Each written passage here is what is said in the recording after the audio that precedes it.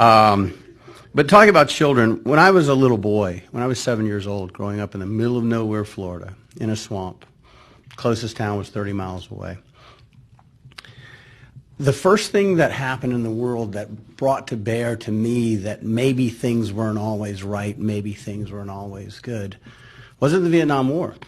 Because I was in the South. It was correct and just, and we were the warriors. It was the Biafra War. And I remember very distinctly thinking, this just isn't right. This isn't right. This is a great people. It is a great nation. There was a country. And then later when I learned, something most people don't know, that there is a plausible argument that democracy began in Igboland. The very first written constitution on this planet was written by the Igbo people. The very first democracy that involved self-governance, that worked for everybody, not just the Greek wealthy, but everybody, was in Igboland. And the very first democracy that permitted women leaders was in Igboland. The West, Europe, we were still in the Dark Ages. And yet the Igbo had figured out a way to have a just and meaningful government and a just and meaningful society and due process and fairness. And to this day, you see a great many Igbo leaders that are women.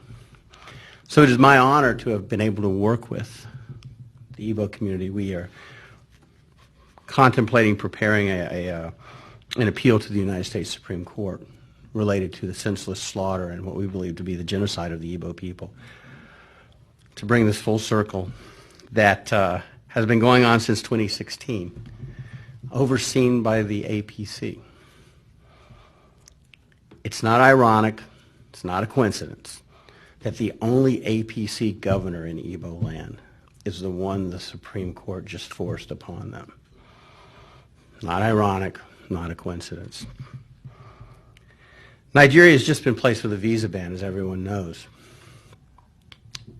That's not the United States picking on Nigeria. That is the United States seeing Nigeria, the Nigeria that exists now. Not the historic Nigeria, not the hopes of 1960, not the hopes of Iransi, not the hopes of the three founders, not the hopes back to the 900s. That's what Nigeria has become.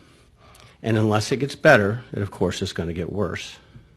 It cannot get better unless the judiciary can be a bulwark against the corruption, against the senseless slaughter, the genocide, the tribal hatred, the regional issues of one part of the country gets to have the oil, one part of the country gets to grow the food, the other part of the country gets to have the finance and the business, and then the rest of the country gets to have the guns and the power and tells the rest of the country what to do, or else they will perish.